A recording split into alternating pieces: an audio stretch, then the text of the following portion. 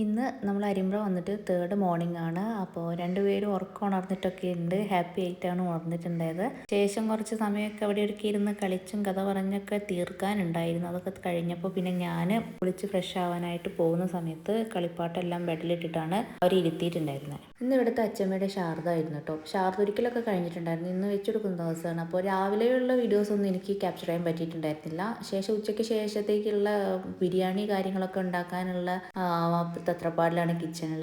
അതിൻ്റെ ഇടയിൽ കൂടെ ഞാനും മക്കളും കൂടെ കണ്ണനെയും കൂട്ടിയിട്ട് മൊറയൂർ പോയിട്ടുണ്ടായിരുന്നു. പോയ ലക്ഷ്യം നിറവേറിയിട്ടില്ലെങ്കിലും ഞങ്ങൾ ഒരു ചായയൊക്കെ കുടിച്ചിട്ട് വീട്ടിലേക്ക് തിരിച്ചു പോകാമെന്ന് കരുതി. അങ്ങനെ ഞങ്ങൾ കടയിൽ കയറിയിട്ട് ചായക്ക് കടികളൊക്കെ ഓർഡർ ചെയ്തിട്ടുണ്ടായിരുന്നു. ചായയൊക്കെ കുടിച്ചു. രണ്ടുപേർക്കും നല്ല ഇഷ്ടമായിട്ടുണ്ട്. തിരിച്ച് വീട്ടിലേക്ക് പോകുന്നു. ഇവിടെയാണ് നമ്മുടെ അങ്ങാടി ഇരിക്കുന്നത്.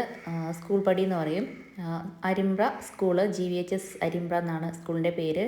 ശേഷം വീട്ടിലെത്തിയപ്പോഴേക്ക് ബിരിയാണിയുടെ ഒക്കെ ഏകദേശം സെറ്റായി ദമ്മിടാനുണ്ടായിരുന്നു. ഒരു ഭാഗത്ത് മീൻ പൊരിക്കുന്നുണ്ട്. അത് കഴിഞ്ഞ് നമ്മളെല്ലാവരും ഫ്രഷ് ആയിട്ട് നമ്മുടെ വെച്ച് കൊടുക്കാനുള്ള ആ ഒരു ഘട്ടത്തിലേക്ക് എത്തിയിട്ടുണ്ടായിരുന്നു. നിങ്ങളുടെ അവിടെയൊക്കെ എന്താ പറയാമെന്നറിയില്ല. ഇവിടെയൊക്കെ ഇങ്ങനെയാണ്. അപ്പോൾ അച്ഛൻ്റെ ഒപ്പം മക്കളും ഇരുന്നിട്ടുണ്ട് ആ പ്രോസസ്സിൽ.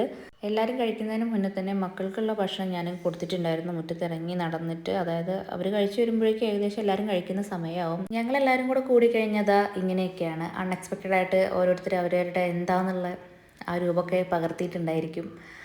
വേറെ ചിലരിതാ ഇങ്ങനെ ഓരോ ഗോഷ്ടിക്കളികളിലൊക്കെയാണ്. അപ്പോൾ നമുക്ക് പ്രസാദം പുറത്തേക്ക് തന്നിട്ടുണ്ടായിരുന്നു. അതിങ്ങനെ എല്ലാം കൂടെ കൂട്ടി കുഴച്ചിട്ടാണ് നമ്മൾ കൊടുക്കുക. എരിവും മധുരവും എല്ലാം കൂടെ അടങ്ങിയിട്ടുള്ളൊരു ടേസ്റ്റ് ആയിരിക്കും ഉണ്ടാവുക. അപ്പോൾ കണ്ണനാണ് എല്ലാവർക്കും പ്രസാദം കൊടുക്കുന്നത്. ഇത് എല്ലാവർക്കും ഭയങ്കര ഇഷ്ടമുള്ളൊരു സംഭവമാണ് കേട്ടോ, ഈ പ്രസാദം ഇങ്ങനെ വാരിക്കോരി കഴിക്കുക എന്നുള്ളത്. അപ്പോഴേക്ക് തന്നെ ഏകദേശം ടൈം അത്യാവശ്യം ആയിട്ടുണ്ട്. പിന്നെ എല്ലാവർക്കും ഫുഡ് കഴിക്കാനിരിക്കുക എന്നുള്ളതായിട്ടുണ്ട്. അപ്പോൾ നമ്മൾ എല്ലാവരും കുട്ടികളടക്കി എല്ലാവരും ഇങ്ങനെ നിലത്ത് ഇലയിലാണ് കഴിച്ചിട്ടുണ്ടായിരുന്നെങ്കിൽ അച്ഛന്മാരൊക്കെ നമ്മുടെ ടേബിളിൽ ഇരുന്നിട്ടുണ്ട്. ഇത് ഇവിടെ പതിവാണ്. ഈ ഒരു പരിപാടിക്ക് എല്ലാവർക്കും ഇഷ്ടമാണ് ഇങ്ങനെ ഇരുന്ന് കഴിക്കാൻ.